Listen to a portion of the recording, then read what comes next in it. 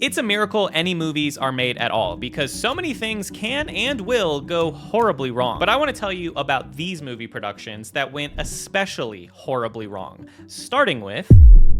This story starts at the bottom of the ocean and somehow leads to a whole film crew being drugged. James Cameron badly wanted to visit the holy grail of shipwrecks, and the best way for him to fund that trip was to make a movie about it. He wrote the script for Titanic, then dove in to see the real thing and get some footage. He would make 12 trips to the wreckage, and according to this interview, James Cameron logged more hours on the Titanic than the passengers did back in 1912. The dives did not go flawlessly. In fact, during one trip, they accidentally doinked into the ship, damaging its exterior. But that was the easy part compared to what happened on land. On the last night of shooting in Nova Scotia, the cast and crew were enjoying a midnight lunch break with some lobster chowder when everyone started to feel a little off. At first, it seemed like food poisoning. Suddenly, the local hospital was flooded with 75 people who, turns out, were not dealing with food poisoning. The chowder was laced with PCP. The hallucinogenic drug had turned the hospital into a carnival. Wheelchair races broke out. The Steadicam operator demanded a priest. The DP led a conga line down the hall. Cameron watched his second AD respond to him on her walkie-talkie while staring him dead in the eyes. He let her know, "I'm literally standing right in front of you." She proceeded to attack him with a pen. Forget the iceberg, this crew was getting taken down by evil soup. Once the drugs wore off, everyone was okay, and the shoot resumed the next day, but the soup saboteur was never found. Cameron's theory is that it was a fired crew member with a vendetta against the caterers. Who hates caterers? Still, a little angel dust couldn't stop them, and production moved to Mexico, where a full-scale replica of the original ship and a boatload of more problems were waiting. This 775-foot-long set was built from scratch specifically for this movie, and it had all the fixins. Hydraulics to tilt the ship, a tank deep enough to sink it, and a camera crane so large that it broke a world record. Remember? It's no wonder this accidentally became the most expensive film ever made at the time. A $200 million production, which was more than 25 times what the real Titanic cost to build. Fox Studios panicked when they learned how over budget this thing had gotten, and to calm everyone down, Cameron relinquished his directing and producing salary. Meanwhile, the cast was getting wrecked. Kate Winslet got sick from being in the water for so long, nearly drowned, chipped a bone in her elbow, and said the water got so gross it gave people kidney infections. The movie release got pushed from July to December 1997, and everyone assumed this film would tank in the box office. Instead, Titanic became the biggest movie on Earth, grossed over $2 billion, James Cameron became king of the world, and scored 14 Oscar nominations. I think this calls for a celebratory bowl of chowder. Disaster comes in all shapes and sizes, and this one started with one click. When Toy Story 2 was greenlit in 1997, most of Pixar's A-team was off making A Bug's Life and Monsters, Inc. So Pixar's higher-ups saw it as an opportunity to let young artists take the reins of Toy Story 2. But this new crew had their work cut out for them. The production was already being rushed through by Disney, and the pressure was on to meet its target release date. So they said, it's okay, nobody panic, we got plenty of time. Then 2 years into making Toy Story 2, while already in a time crunch, one animator on the project was cleaning up some files and accidentally deleted the root folder for the entire movie. The chaos started small. While two artists were making some tweaks to Woody's cowboy hat, in a blink, the hat disappeared from their project. Then the rest of Woody disappeared. Then the entire sequence disappeared. By the time anyone could shut the servers down to stop the bleeding, 90% of the film was gone. So they said, it's okay, nobody panic, we have backups for this exact reason, see? And then when they pulled them up, they saw those emergency backups had not been backing anything up for a long time. Okay, now everybody can panic. I can only imagine how tense that building was as the realization sunk in that everything they had worked on for 2 years, the millions of dollars invested into it, the whole movie, along with their jobs, and possibly even the future of Pixar as a whole, was erased with a click of a button. All hope was lost until supervising technical director Galen Sussman raised her hand to say, I think I have a backup at home. Sussman had been on maternity leave, but with the tight deadline looming, she kept working on the movie at home while caring for her newborn baby. And that computer had the only remaining backup of the movie files. So they raced to her house, wrapped the machine in blankets, strapped it into the back seat like a newborn, and brought it back to Pixar, restoring most of what was lost, bringing this production back from the grave. Okay, we have the movie back. Nobody panic. Now that the movie had been saved, the Pixar creative team looked it over and said, yeah, this isn't gonna cut it. let's scrap the whole thing. So with 9 months to go, the original Toy Story team jumped back in to rebuild the movie from the ground up. By the time this thing wrapped production, animators had carpal tunnel, and a third of the entire staff was hindered with repetitive strain injuries. Against all odds, Toy Story 2 crossed the finish line, made it into theaters in November 1999, made $500 million worldwide, and still has maintained a 100% rating on Rotten Tomatoes to this day. The Wizard of Oz should have been called the Wizard of OSHA violations because no one was safe on this movie set. The Wicked Witch caught on fire and suffered second and third degree burns, her stunt double was injured in a broom explosion, and the original Tin Man had to quit after having a near fatal reaction to the aluminum makeup. The bright studio lights turned the set into a giant oven, sometimes cranking the temperature past 100 degrees, and this snow couldn't even cool everyone down because that wasn't snow, that was asbestos. Even Toto sprained their paw from getting stepped on. I'll never be able to watch Harry Potter the same way again after hearing this story. Daniel Radcliffe was 11 when he was first cast as Harry Potter, and while he was a natural talent as an actor, his coordination for more routine actions needed some polish. So his stunt double David Holmes was hired to become his unofficial PE coach. Daniel says that he saw him as an older brother figure and thought he was the coolest person he'd ever seen. David did the stunts for every Potter film and claims he racked up more broomstick air miles than anyone else on Earth. He even followed Daniel into other movie projects like My Boy Jack. They were attached at the hip. And David Holmes genuinely grew to be a leader for this stunt crew as the franchise began to close in on its final lap with pre-production underway for the Deathly Hallows Part 1. But while testing a wire pull stunt, he was launched into a wall with such force that, in his words, his chest folded into his nose. He knew immediately that he had broken his neck. The documentary David Holmes, The Boy Who Lived covers his story before and after the life-changing accident that would leave him paralyzed,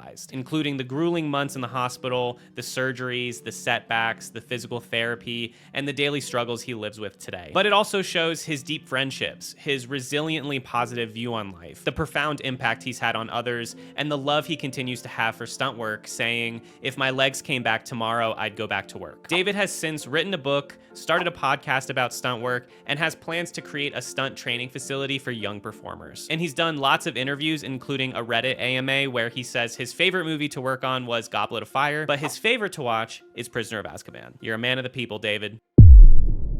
These filmmakers were warned this movie would get people murdered, and they didn't listen. In 1991, Edward James Olmos had just earned an Oscar nomination for Stand and Deliver, and his follow-up to that was American Me, a movie he would direct, produce, and star in based on the life of real Mexican mafia member Rodolfo Cheyenne Cadena. Olmos reached out to Danny Trejo and offered him a role, but Trejo didn't even finish the script before seeing red flags everywhere. The first thing he asked Olmos was if he had gotten permission from the Mexican mafia to make this, and Olmos said, yes, of course, which Trejo didn't buy because the story had huge factual inaccuracies that he found extremely dangerous. For just one example, in real life, Cheyenne Cadena was killed by a rival gang, but in the film, he's murdered by his own men. Trejo knew that you can't just accuse a prison gang of killing one of their own members and not expect any repercussions. The movie also depicts the main character being sexually assaulted in juvie, which Trejo says absolutely didn't happen, and more importantly, couldn't happen. In prison hierarchy, that kind of backstory would prevent someone from ever rising to power. And Trejo would know because he had personal relationships with the real people involved, and he knew none of them would have greenlit this. Olmos insisted to him that permission was given from Joe Pegleg Morgan, a top leader in the Mexican mafia. But Morgan contacted Trejo and confirmed he had never even met Olmos and thought the script was bullshit. Trejo decided not to involve himself with the project and repeatedly warned Olmos, saying later that Olmos was like a little kid playing with a grenade thinking the whole time it was a sparkler. His warnings ended up proving to be right. American Me premiered in 1992 and violence soon followed. In his autobiography, Danny Trejo says as many as 10 people connected to the film were killed, including one ex-gang member who consulted on the film and claimed to have approval, and another gang member who only briefly appeared in the background of a scene. And what wasn't included in the death count was the way American Me mythologized the Mexican mafia, helping them recruit new young members, or how it escalated tensions with rival gangs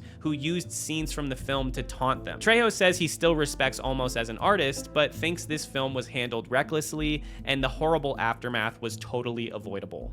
This director went through hell to make one of the best movies of all time. While in college, John Milius's screenwriting professor mentioned that no one had ever perfected a film adaptation for the novel Heart of Darkness. He took that as a personal challenge. That script became Apocalypse Now, and Milius promised it would be the most violent film ever made. When the project landed on the desk of Francis Coppola, he agreed to not only direct it, but to fund it himself, a decision that would be the best and worst of his life. Filming in the Philippines, Coppola struck a deal with their government to borrow military helicopters on the condition that they could dip at any time to fight a real war, which happened regularly. Sometimes they would leave mid-take, which was a huge time suck because these helicopters are in basically every shot. Mother Nature joined in on the calamity with a typhoon that wiped out entire sets, stopping production for 2 months in order to rebuild everything. Casting this thing was an odyssey all its own. You could have cast 3 movies with all the stars who turned down roles because they knew it would be a miserable time out there. Once the cast was official, a week into filming, Coppola fired his lead actor and started all over again, now with the protagonist played by Martin Sheen. And Sheen didn't have an easy go at it either. In fact, he suffered a full-on drunken mental breakdown on camera. This was used in the opening sequence for the movie, including the part where he busts his hand open on a mirror, and he still has a scar on his hand to show for it to this day. Marty told others that he didn't even know if he was going to live through this production, and he was really onto something there because he later suffered a near fatal heart attack. Marlon Brando showed up, overweight and underprepared, so Coppola had to spend days rewriting the ending while his 900 cast and crew members sat and waited. Even before this, Coppola was constantly tinkering with the script, rewriting scenes on the fly, going through 1,000 pages of material. Coppola was gambling his entire fortune on Apocalypse Now, and his sanity was hanging on by a thread. All of Hollywood was following this fiasco across the globe as his budget continued to balloon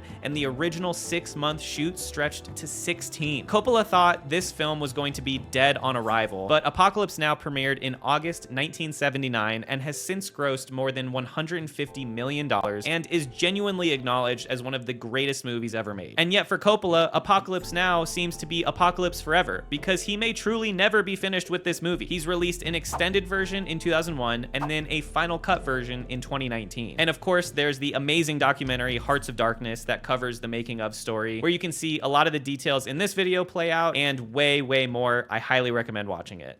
The deadly production for Rust is the most well-known from recent history. While filming this Western in 2021, a prop gun shot by Alec Baldwin discharged a live round, killing cinematographer Helena Hutchins. The tragedy came after plenty of other gun safety issues occurred in the days leading up to the shooting incident. And earlier in the day of the incident, some crew members brought the prop guns off set to shoot at beer cans before one of these guns would inevitably be handed to Baldwin, who was unaware it was loaded and was told by the armorer and the assistant director that it didn't contain live rounds. The film armorer was convicted of involuntary manslaughter and served 13 months in prison, getting out a few weeks after Rust premiered in May 2025. It made $26,000 in the box office.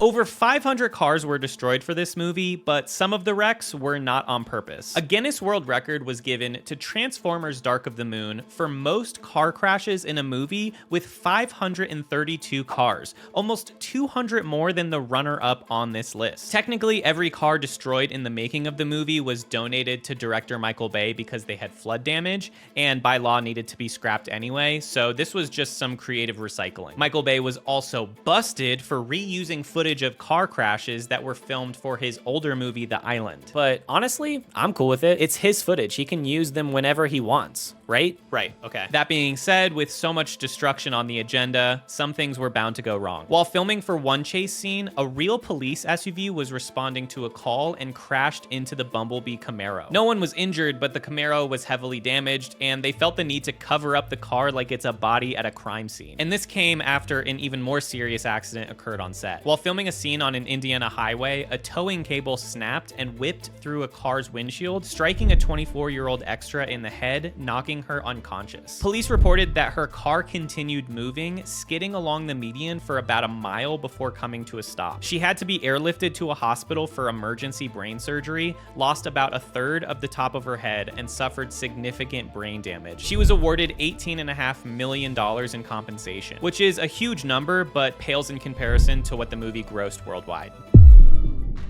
This movie almost put its director in an insane asylum. When Werner Herzog developed the idea of Fitzcarraldo, he called it a challenge of the impossible, and that was somehow an understatement. It's the story of a man determined to haul a boat over a mountain in the Amazon rainforest. Surely with the help of some movie magic, this should be no problem. But Herzog didn't want to simulate it. He wanted to actually drag a real boat over a real mountain in the real jungle with zero special effects. That alone would make this one of the most difficult movie productions ever. But then you add on everything else that happened, and my God. Before filming even started, the original set was burned down by a local tribe protesting the production. It took them 13 months to find a new location. Then they made it halfway through shooting when the lead actor quit after catching dysentery. Then Mick Jagger, who was also in this cast, had to bail for a Rolling Stones tour. By now, a normal person would cut their losses and move on to something else, but Herzog famously said, "If I abandon this project, I would be a man without dreams. I live my life or I end my life with this project." Very punk rock of him to say that. So for the new lead role, Herzog brought in Klaus Kinski, a volatile actor who he hated working with. Things got so bad that Herzog claims the chief of a native tribe offered to kill Kinski for him. But he couldn't lose another lead actor. He needed Kinski, he needed this movie, and he really needed that boat on top of that hill. This challenge of the impossible proved to be more impossible than he originally thought. Like how in the movie, this boat weighed 30 tons, but in real life, it weighed over 300 tons. The hill they were trying to push the boat up was pure mud soup. You'd sink to your knees just walking in it. And Herzog got stuck in the mud, literally, financially and existentially. He was stranded in the jungle with a 300-ton steam ship that won't move, and things just kept getting worse. At night, the film camp would face attacks from another tribe. A man was shot in the neck with an arrow, and a woman shot in the stomach, requiring 8 hours of emergency surgery on a kitchen table. Another crew member was bitten by a venomous snake and had to amputate his own foot with a saw. I don't blame Herzog for saying, "I shouldn't make movies anymore.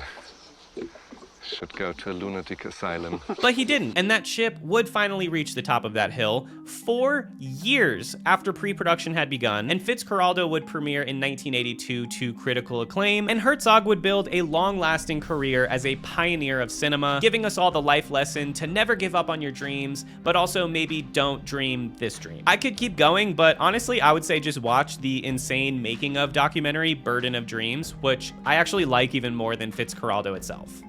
Waterworld from 1995 was a wet dystopian nightmare. Filming on the open ocean, the cast and crew dealt with countless issues. The jellyfish stings, the horrible weather, and the water. Waves would cause the camera crew to drift out of position after every take. One of the sets sunk into the harbor. An underwater stunt coordinator got the bends after resurfacing too quickly from a dive. Surfer Laird Hamilton, who worked as Kevin Costner's stunt double, had to be rescued by the Coast Guard after getting lost at sea for hours while commuting to the set because his jet ski ran out of gas. Kevin Costner had only agreed to star in the movie in the first place if his friend Kevin Reynolds could direct it, but Reynolds would end up quitting the film before production was finished because he and Costner couldn't get along. What do you think happens when a family of wildlife activists attempt to make a film with over 150 untrained big cats? The answer? 70 members of the cast and crew getting injured, a broken dam, and a combination of financial problems resulting in millions in debt. This movie has been described as the most dangerous film ever made. I'm talking about the 1981 adventure comedy film Roar. One of the child actors, Melanie Griffith, was mauled by a lion during filming and required 50 stitches to her face. The cinematographer was mauled by a lion and needed 120 stitches. The director was attacked by wildcats so many times he eventually developed gangrene. A flood from a dam break killed many of the lions in the film, washed away the set, and destroyed nearly all of the film footage. The lead actress, Tippi Hedren, fractured her leg when an elephant bucked her off of its back. She was also bitten on the back of her head by a lioness and received 38 stitches. The production was hit by a brush fire. The assistant director was attacked and mauled by a lion. Even before filming, the director's son was attacked by a lion. The result was 56 stitches. But somehow, someway, the movie was completed, although it only made $2 million in the box office off of its $17 million budget.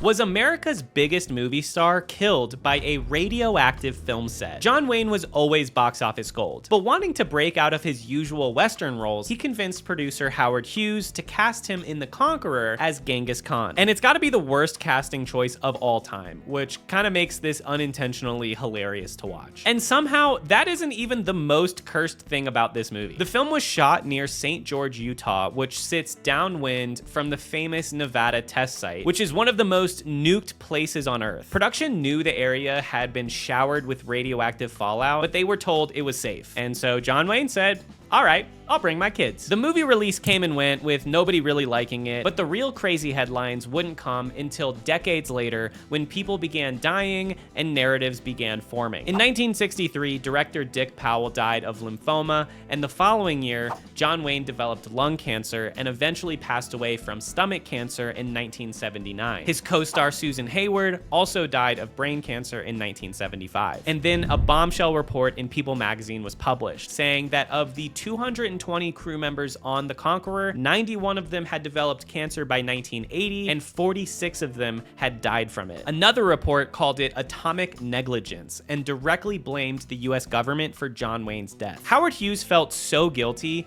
that he wanted to wipe the movie off the face of the earth, buying up every copy for millions of dollars, and reportedly watched it alone every night as a form of self-punishment. But was he and this movie really to blame? The TV show America Declassified tested the filming site in 2013 and found the layers under the surface of the soil were still radioactive today. So with the dust getting kicked up while filming, all of that radioactivity would spread into the air. And let me tell you, if this movie was anything, it was very dusty. Still, they didn't see any real proof it caused the deaths, but they believed it could have played a role. On the flip side, science educator Kyle Hill ran the numbers to show the cancer rates among the crew all lined up with the national average at that time. And John Wayne's fate comes less as a surprise when you remember he smoked 4 packs of cigarettes a day. To me, it seems up for debate, with theories ranging from the film set being 100% responsible to some saying it had no effect at all, and that John Wayne can have a little nuclear fallout as a treat.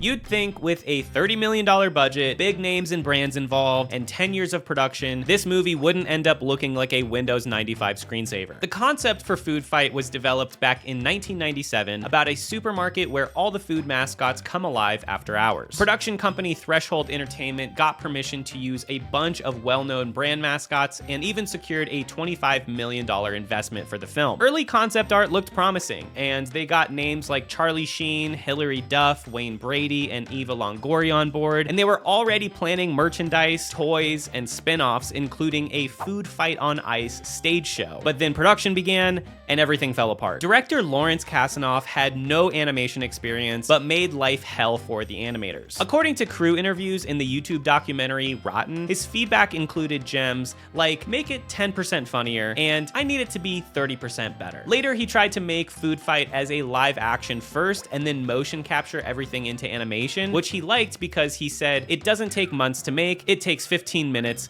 and it's better. No, it's not. How is every character so ugly? The levels of uncanny I'm feeling are more than when I'd play a 90s cereal box CD-ROM game. And if this motion capture strategy was supposed to speed everything up, why did it take over a decade to make? The film was originally scheduled to be in theaters by Christmas 2003. But in 2004, Kasanoff told the New York Times that the film's assets were stolen 2 years earlier and claimed the incredibly complex crime was a case of industrial espionage. His crew weren't convinced though, saying it's more likely that Kasanoff sabotaged the project himself because he wasn't happy with it. By 2011, the rights to the film were auctioned off to an insurance company who chose to just end the headache and throw Food Fight out into the world as fast and cheap as possible. And this is the final product. Freaky dudes who walk like this, rug pulls that somehow only affect the bad guys, and characters so over-sexualized that the director allegedly requested animators make him a nude 3D render for personal use. I'd criticize this movie more, but it feels less like an actual movie and more just like a corrupted video file, so what's the point? But it did give me wicked motion sickness, so I think I've earned the right to say it's so bad. I don't blame a lot of the crew for refusing to have their name attached to this, but one guy who allowed it was line producer Bob Engelman. Dad, what the hell? Lightning doesn't strike twice, unless you're Jesus Christ. Then lightning strikes 3 times. Mel Gibson's The Passion of the Christ put its lead actor through hell to depict Jesus's final hours. Jim Caviezel endured real gashes from the whipping scenes, hypothermia and pneumonia from long shoots in cold weather, a separated shoulder under the weight of the cross, and during the last scene filmed for the movie, he was struck by lightning, and the assistant director was struck twice. Caviezel would end up needing 2 heart surgeries and said it took him 10 years to recover.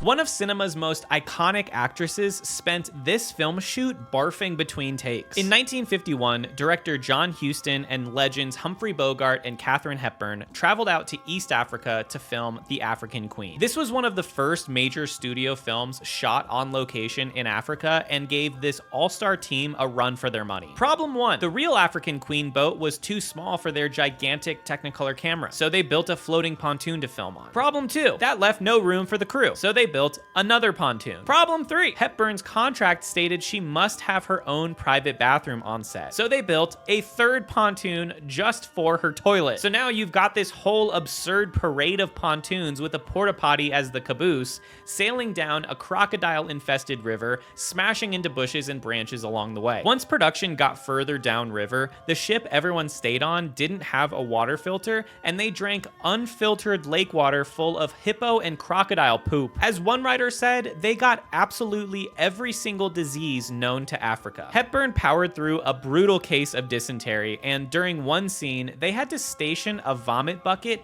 just out of frame for her to yak into between takes. You can see it on her face. She's feeling like death. The only 2 who didn't get sick were John Huston and Humphrey Bogart because they didn't drink any water. They were drinking just straight booze the whole time. The African Queen survived production hell and went on to win Humphrey Bogart his only Oscar. And if you ever want to relive the magic and misery, the original African Queen boat now lives in Key Largo. This movie was a $140 million unreleased disaster. Empires of the Deep was supposed to be a passion project by Chinese billionaire John Zhang, who you'll soon realize should never have been anywhere near a film production for a lot of reasons. It all started when the billionaire had a vision for a movie that would basically be Transformers meets Shakespeare underwater, which sounds cool, but when he described that to the director Jonathan Lawrence, he replied that the film would likely alienate one of those audiences. Still, the billionaire moved forward with the concept of 8 mermaid kingdoms fighting against evil and each other, which was eventually supposed to lead into several sequels, an animated series, and a theme park. Things got off to a slow start, with the screenplay taking over 4 years to develop, with 10 different screenwriters trying to piece together a serviceable script. And when it came time to start filming, there were a lot of communication issues between director Jonathan Lawrence and the billionaire. At one point, while preparing to film on a beach, Lawrence joked that they should build a large wall to hide a nearby beach resort from the cameras. When Lawrence arrived to shoot at the location, he found a wall actually being built. The real horror stories about this production, though, come from the actors and crew members. Many of the cast and crew were struggling with their pay coming in late, and when they complained about this, police were sent to check the visas of Russian extras as an intimidation tactic. The working conditions on set were so harsh, one of the actresses quit halfway through filming, and when the producers found out, they withheld her passport and told her that she would need to repay her salary in order to get it back, which led to her and her boyfriend having to secretly escape from the set. As of today, Empires of the Deep has gone through 4 directors, 10 scriptwriters. Many of the actors and crew members have still gone unpaid with nothing to show other than a shoddy trailer that you can find on YouTube. I posted this bit on TikTok, Instagram, and Facebook, and director Jonathan Lawrence actually left a few comments. In one of them, he mentioned that he knows the movie is finished and hopes it'll be released someday because it'll be loved by the so bad it's good crowd. So fingers crossed.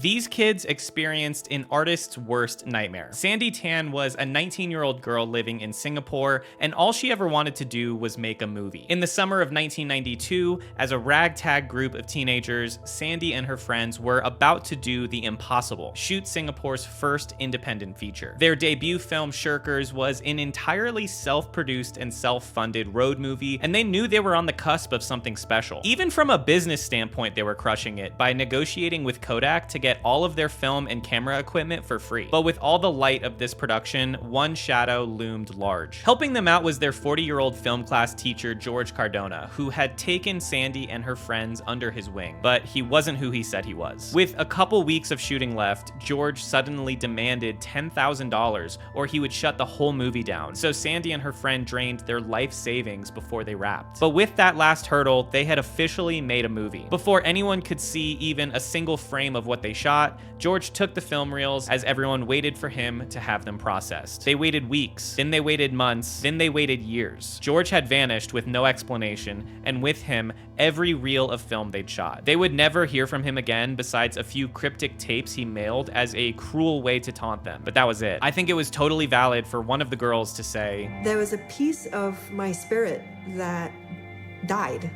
In 2018, Sandy turned that loss into a documentary, also called Shirkers, which was a haunting tribute to what could have been, and it plays out almost like a true crime story about stolen dreams. It's no spoiler to say she did regain the footage in 2011, and it took Sandy 3 more years to even bring herself to look at them. And in an interview, Sandy said one of the obstacles she faced while making this documentary was the paranoia of losing the footage all over again, making more than 10 backups and sending copies to friends all over the country for safekeeping. Those teenagers are now adults, and they say this documentary doesn't resurrect the movie they once made all those years ago, but it gives it an afterlife, and I absolutely think this documentary is worth a watch.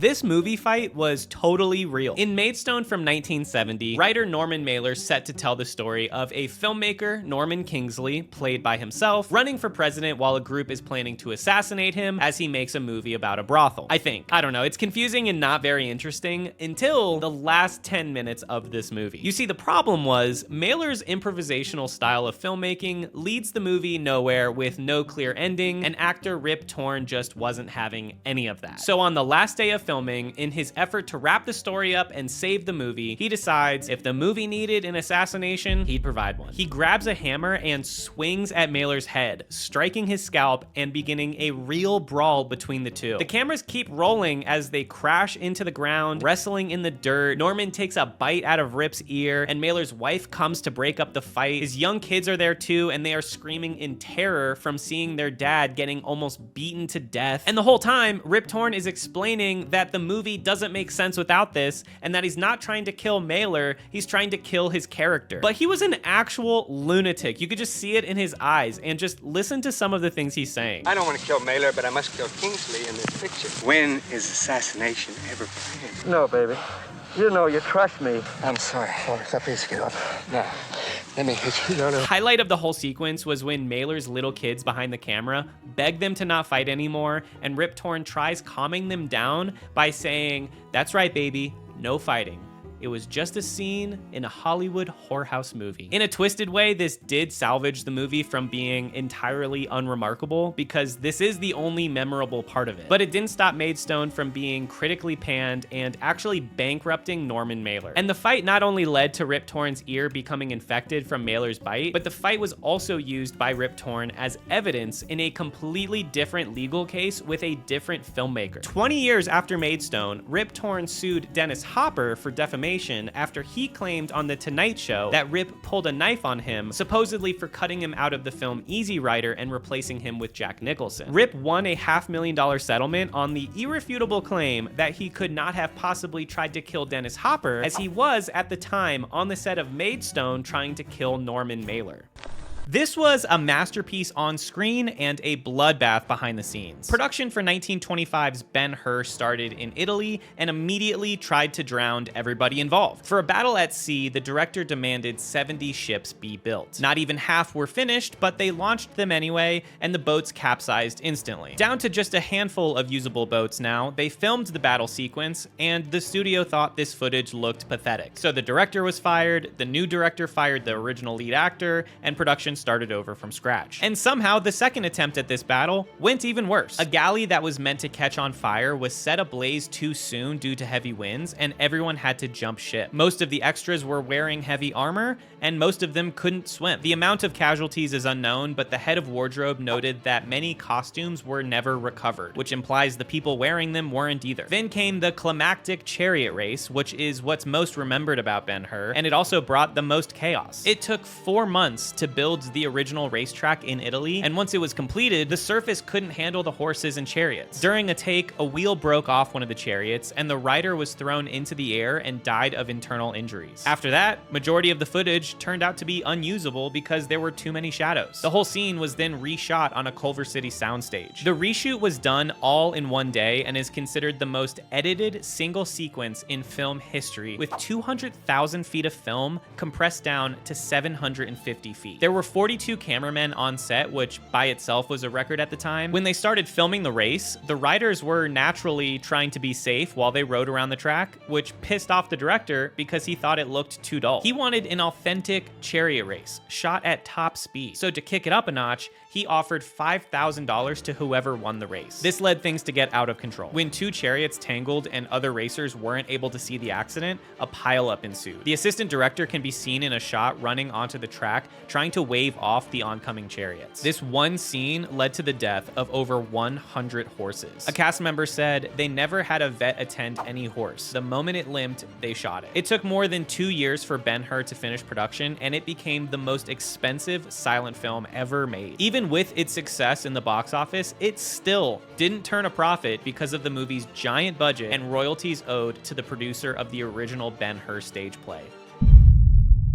This was the first time a Hollywood director ever faced criminal charges over an on-set death. In 1973, actor Vic Morrow asked for a life insurance policy before filming a helicopter scene because, in his words, "I've always had a premonition I was going to die in a helicopter crash." 10 years later, during production on Twilight Zone the movie, his premonition came true. The movie was split into 4 stories, each segment directed by different filmmakers, including Steven Spielberg and John Landis. For Landis's segment, his script called for Vic Morrow's character to at one point carry 2 kids across a river, saving them from an attack helicopter. This was the last day of shooting for his segment of the film, and Landis chose to circumvent almost every rule in the book. He chose to cast the 2 kids without required permits, chose to pay them under the table, chose to break child labor laws by shooting at night, chose to not tell their parents about the nearby explosives, chose to hide the kids from the on-set fire safety officer, and chose to keep telling the helicopter pilot to fly lower and lower. With that last fatal choice, an explosive went off near the tail rotor, and the helicopter spun out of control and crashed. The blades decapitated Morrow and one of the kids, and the other kid was crushed to death. Landis and 4 others involved with the production were tried for charges of involuntary manslaughter, in a trial that would take years to start, then another 10 months to wrap. The jury took 9 days to reach a verdict that would acquit all defendants. He was found not guilty, and this years-long legal battle had virtually no effect on John Landis's career. In fact, while actively under indictment, he produced a movie, directed a TV special, shot Michael Jackson's Thriller, and directed 4 movies, one being Coming to America, which Landis invited the jurors who acquitted him to a private screening for. Landis maintained a strange relationship with these jurors, writing personal thank you notes to each after the trial and taking photos with many of them at reunions. He also threw a victory party on the 1-year anniversary of the trial's end to celebrate the not guilty verdict. Meanwhile, crew members who cooperated with the prosecutor in the case were basically blacklisted from Hollywood. The victims' families were awarded a little under $3 million collectively in settlements by Warner Brothers, but no amount of money could fix this for the families, who in the wake of this would deal with divorce and a lifetime of trauma. As for Twilight Zone the movie, it's nothing special, as the other directors really did not have their hearts in it. George Miller abandoned the project in post-production out of disgust for what happened, and Spielberg cut ties with Landis completely after a long-standing friendship. But the tragedy became a catalyst for stronger on-set safety regulations because, as Spielberg said afterwards, no movie is worth dying for.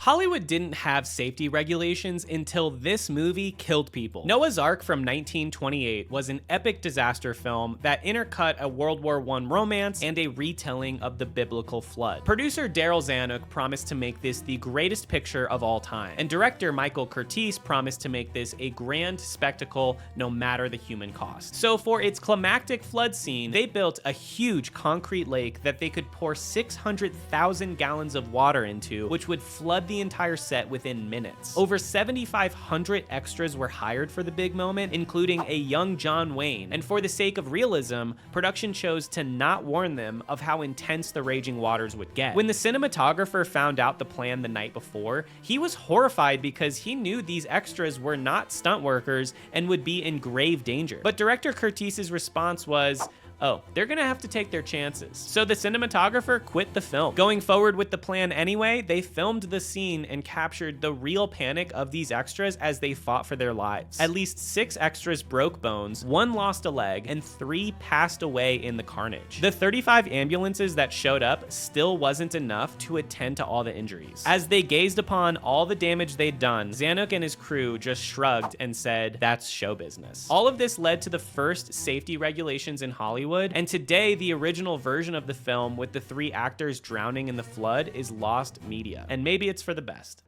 This movie was shut down after police opened fire on the crew. Geechee was going to be a supernatural thriller about a scientist who moves to a remote island and becomes haunted by its ghostly past. Jamie Foxx signed on as a producer, and Andrea Riseborough was cast in the lead. Filming kicked off in the Dominican Republic in August 2020, which was already a delay from its planned March 2020 start, thanks to the world ending and whatnot. They were about 4 weeks from wrapping when undercover Dominican narcotics officers mistook the crew's convoy for a drug operation. They gave chase to the film crew and opened fire, shooting 1 crew member multiple times and holding the rest at gunpoint until they could piece together that they had the wrong people. That crew member made it out okay and flew home with no life-threatening injuries, but the rest of the crew was so shaken up by it, they suspended the entire production, and 5 years later, this movie has still not been released. This movie cost 27 people their lives and then used that to sell tickets. In 1925, young filmmaker Varric Frizzle traveled to Newfoundland and became fascinated with the harsh life of sealers battling the Arctic ice. A few years later, he returned to make a movie about it, his ultimate passion project that was going to be titled White Thunder. It told the story of a sealing expedition mixed with small-town rivalries and a love triangle. This was an ambitious project considering its location, and even more so because it was the first feature film ever to shoot sound and dialogue on location. After production wrapped, Frizzle screened it privately, and he hated it. He thought it needed to show more of the harsh reality of sealing. It needed more danger, so he got right back out there with his film crew, this time joining the SS Viking on their next expedition. The footage he managed to capture is really incredible stuff, but this voyage provided more danger than they hoped for. For context, sealing ships would battle against icy waters and constantly get stuck, and in order to break apart those ice blockages, they would carry on board with them explosives. On March 15th, 1931, those explosives unexpectedly detonated on board, killing Frizzle and 26 others on the SS Viking. No one knows exactly what caused it, but it's believed to have started from someone lighting a cigarette too close to the dynamite. The film was later released under the new name The Viking and included an introduction detailing the tragedy. And it was also used as a tagline for the movie. Look at this. And it didn't help. The movie wasn't well received and even went missing until the 1960s. Nowadays, you can watch it on YouTube, and to this day, The Viking is recognized as the deadliest incident in film history. My best piece of advice after doing this series for those not wanting a movie production disaster of their own: hey, listen, stay out of the damn water, please God. It's a miracle that we have any movies at all, and it's also a miracle that I finished this video. I hope you enjoyed it, and if you did, you should subscribe so that I'll have more subscribers. And if you want to see more videos from me, check out my last one where we talk about fake documentaries that fooled millions of people. I'll see you in this other video. Let's do this again sometime.